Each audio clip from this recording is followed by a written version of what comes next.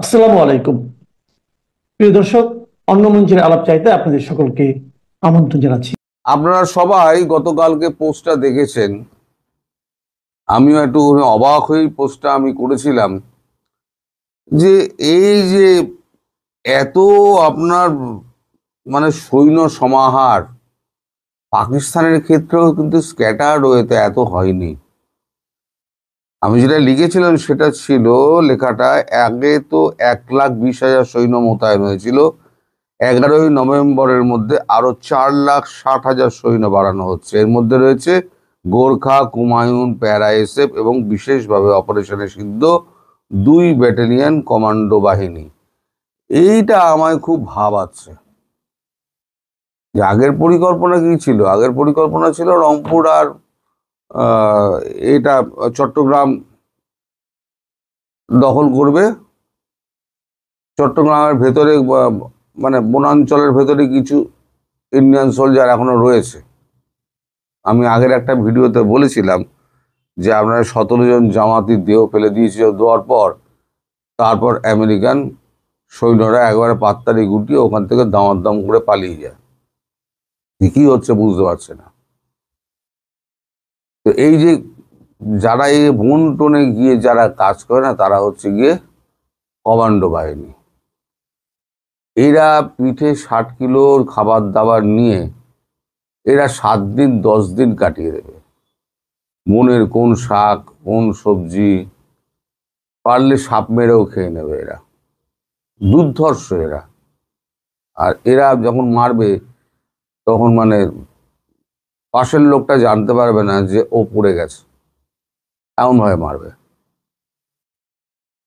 তো এখন এই যে 4,60,000 অতিরিক্ত আর 1,20,000 এই যে স্ক্যাটার্ড ওয়েতে পুরোটা অঞ্চলটা ঘিরে ফেলছে, আগেও ছিল, পুরোটাই ঘেরা ছিল, এখন যে আরো ঘেরা হচ্ছে, তাহলে কি বুটস অন গ্রাউন্ডস হবে? এই প্রশ্ন কিন্তু আমাকে ভাবাচ্ছে। আমি কিন্তু এর কোনো উত্তর কিন্তু আমার কাছে নেই এখনো পর্যন্ত। মানে আমি এখনো পর্যন্ত সেরম কোনো খবর আমি কিন্তু পাইনি যে বুটস অন গ্রাউন্ডস হবে, মানে ভেতরে ঢুকবে। তবে এত সৈন্য দেখে আমার মনে হচ্ছে ভারত বোধহয় পরিকল্পনা বদলেছে। এবং ইতিউতি এটা শোনা যাচ্ছে যে রংপুর এপারে এবং গঙ্গার ওপারের রাজশাহীটার দিকেও হয়তো ট্রুপ যেতে পারে। অর্থাৎ এদিকে রাজশাহী, গঙ্গার ওপারে, গঙ্গার এপারে রংপুর, এবং একদম আপনার এতে সমুদ্রের ধারে চলে আসুন, সেখানে হচ্ছে আপনার পার্বত্য চট্টগ্রাম, একদম ফেনী পর্যন্ত কেটে দাও, হাত পা কেটে একেবারে অথর্ব করে দাও। এটা হচ্ছে ভারতের প্ল্যান। আর এই যে আপনার প্যারা এসএফ যেগুলো আছে, প্যারা এসএফ তারা হচ্ছে সব গিয়ে জড়ো হয়েছে আপনার 7 সিস্টারে। এখন দিন রাত আপনাদের এখানে একটাই আলোচনা, সেটা হচ্ছে যুদ্ধের কি পরিকল্পনা। আমি এতদিন ধরে বলে যাচ্ছি, কানে কিন্তু তখন জল ঢোকেনি। এখন জলটা ঢুকতে শুরু করেছে যখন, তখন নাক অব্দি জল উঠে গিয়েছে। এখন বাবারে মারে করে চেঁচামেচি হচ্ছে। আজকে সকালবেলা আপনাদের বিমান বাহিনীর প্রধান আবার দেখা করেছিলেন আপনার একে এর সঙ্গে, ইউনূসের সঙ্গে। ইউনূসের বেশ কিছু কথাবার্তা হওয়ার পর তারপর সচিবালয় থেকে ডেকে পাঠানো হয় স্বরাষ্ট্র উপদেষ্টাকে। তাদের সামনে বিমান বাহিনীর প্রধান পরিষ্কার বলে দিয়েছেন, সামনে আপনার নির্বাচন হোক বা নাই হোক, এই যে 13 তারিখের যে বন্ধ ফন্দের ব্যাপারগুলো রয়েছে, এই হরতালের ব্যাপার রয়েছে, তার আগে যে গন্ডগোল হবে, এর মধ্যে সেনাবাহিনীকে টানবেন না, কারণ সেনাবাহিনী এর মধ্যে ঢুকতে চায় না। পরবর্তী সরকার যেই আসুক না আসুক, আমরা আদালতের সম্মুখীন হতে চাই না। যা পারেন আপনারা করুন। এখন শোনা যাচ্ছে তারা নাকি মিলিশিয়া ফোর্স গঠন করছে। ইউনূস, দেখা যাবে মিলিশিয়া ফোর্স এই আকাশ থেকে যখন টুপটাপ নামবে প্যারাশুট করে, তখন মিলিশিয়া কোথায় যাবে? যুদ্ধের ট্রেনিং আলাদা আর ওই মৌলবাদীদের গুলি ছোড়া আলাদা। আর এরা নাবতে নাবতে নাবতে নাবতে, ওই যে আমি বলেছিলাম না, আমি বরাবর একটা বলি, 1 bullet is equal to 1 enemy, এই হিসেবে আমাদের চলে। একটা বুলেট মারবে, একটা এনিমি মারবে। আর যে সমস্ত এই শুটার যারা আছে না, তাদের হচ্ছে মানে 0.1 মিলিমিটার তাদের মানে বুলসাই থেকে তাদের তফাৎটা হয় 0.1 মিলিমিটার, আর যদি বাতাস টাতাস ঠিক থাকে। আর যারা শার্প শুটার আছে তারা 1300 মিটার পর্যন্ত রেঞ্জে একদম আমরা বুলসাইতে মেরে দেবে, 1300 মিটার পর্যন্ত। যদিও আপনার পৃথিবীতে সব থেকে বেশি দূর থেকে যিনি মেরেছেন তিনি হচ্ছেন কাস্ত্রোকিভো। তিনি রাশিয়ান একজন সেনাবাহিনীর শুটার। তিনি 3242 মিটার দূর থেকে মেরে দিয়ে শুইয়ে দিয়েছিলেন পরপর দুজনকে। গিনেস বুক অফ ওয়ার্ল্ডে তার নাম কিন্তু লেখা রয়েছে। তো এখন এই যে আপনাদের এত সৈন্য মোতায়েন হচ্ছে, তাতে আমার একটুখানি শঙ্কাবোধ হচ্ছে যে তাহলে কি সত্যিই একটা বড় রকমের অপারেশন হবে, যেটা আমিও ভাবতে পারছি না, যেটা আপনাদের খোলসা করে আমি বলতে পারছি না। কারণ আমি নিজে যদি না জানি আপনাদের আমি বোঝাবো কি করে, আর আপনাদের বলবো কি করে। তবে একটা খুব সিগনিফিকেন্ট কথা আজ ঘনিষ্ঠ মহলে রাজনাথ সিং বলেছেন যে ইতিহাস তো পাল্টানো যাবে না। তাহলে ইতিহাসের মানে ঠিক ইতিহাস যদি ঠিক করতে হয়, তাহলে ভূগোলকে দিয়ে ইতিহাসের ভুলগুলোকে ভূগোল দিয়ে ঠিক করতে হবে। পাকিস্তানকে যেমন বলেছিল সার্কিট থেকে করাচি যাওয়া যায়, এখানে রাজনাথ সিং ঘনিষ্ঠ মহলে বলছেন ইতিহাসের ভুল শোধরাতে গেলে ভূগোল দিয়ে শোধরাতে হবে। সেটাকে যদি আপনি ডিকোড করেন তাহলে ব্যাপারটা এরম দাঁড়ায় যে 71 সালে যুদ্ধের পরেতে আমরা যে গোটা বাংলাদেশটা তুলে দিয়েছিলেন ইন্দিরা গান্ধী, তখনই আমাদের এই চিকেন নেকের সমস্যাটা মিটিয়ে নেওয়া তার উচিত ছিল। এবং এই যে 93,000 সৈন্যের পাতলুন মানে নাঙ্গা করে পাতলুন খুলে তাদেরকে বন্দি করা হয়েছিল, সেই বন্দি বিনিময় হিসেবে আমাদের কাশ্মীরটা নিয়ে নেওয়া উচিত ছিল। এই দুটোতে উনি ব্যর্থ হয়েছিলেন। বৈদেশিক প্রেসারে, বিশেষ করে রাশিয়ার প্রেসার ছিল ব্রেজনেভের, যে আপনি হাত মিলিয়ে নিন, আপনি এইগুলো করে নিন, না হলে পরে আমরা বেশিক্ষণ প্রেসার রাখতে পারবো না। কারণ রাশিয়াই তো একমাত্র আমাদের সঙ্গে ছিল, আর বাকি তো সারা পৃথিবী আমেরিকার সঙ্গে ছিল এবং পাকিস্তানের সঙ্গে ছিল। তখন পাকিস্তান তো শক্তিশালী দেশ ছিল, ভারত তখন তো ভিখিরি ছিল। সেই অবদান তো আপনারা স্বীকার করেন না।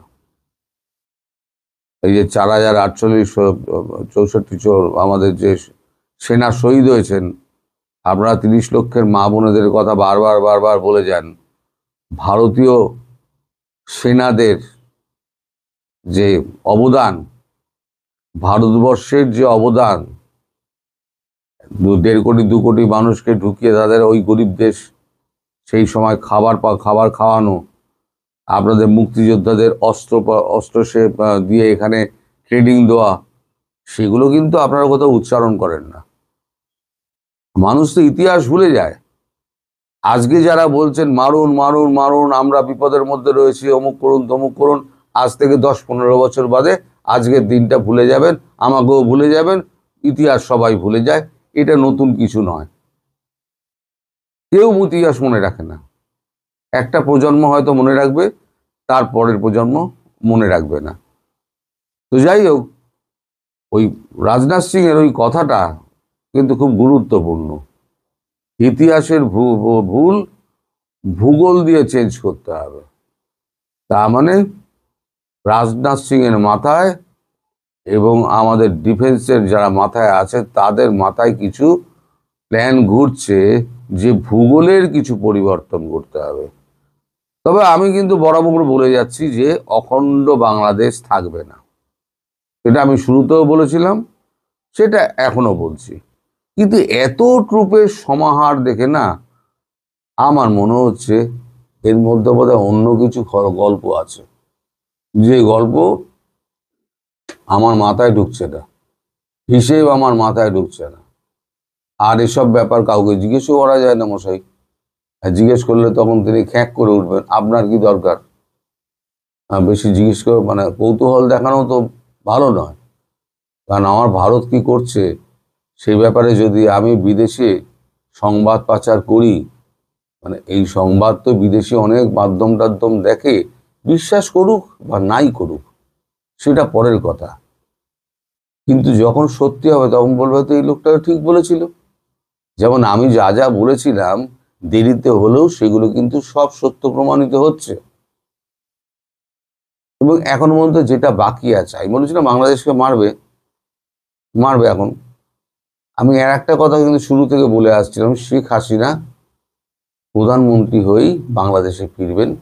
আজও আমি বলছি শেখ হাসিনা প্রধানমন্ত্রী হয়েই বাংলাদেশে ফিরবেন, এবং আওয়ামী লীগ ছাড়া কাউকে ভারতবর্ষ মানে বিশ্বাস করে না। আর ডক্টর ইউনূস তিনি এখন, তার তো বলেছি আমিও, তার একটা করুণ পরিণতি হবে। তার যা পরিণতি হবে সে পরিণতির কথা তিনি ভাবতে পারছেন না। তার কি করুণ করুণ পরিণতি হবে। লোকটা পাগল হয়ে গিয়েছে নাকি বয়স হয়ে যাওয়াতে তিনি অবুঝ হয়ে গিয়েছেন, মস্তিষ্ক কাজ করছে না, যখন তখন যা খুশি তাই বলে দিচ্ছেন, যখন তখন যা খুশি তাই করে দিচ্ছেন, সিদ্ধান্ত নিয়ে নিচ্ছেন। আমার মনে হয় লোকটার মস্তিষ্ক বোধহয় ঠিকঠাক কাজ করছে না। কিন্তু মস্তিষ্ক কাজ না করলেও আপনার অ্যাক্ট যেগুলো আছে সেগুলো কিন্তু লেখা থাকছে নির্দেশিকা হিসেবে, যার বাস্তবায়ন মাঠে পড়ছে। এই যে 13 তারিখে আপনাদের যে হরতাল ডাকা হয়েছে, আচ্ছা হরতালটা সফল হবে কি করে? এখানে নানক সাহেব তো হরতাল ডেকে দিলেন, একটা পয়সা দিয়েছেন?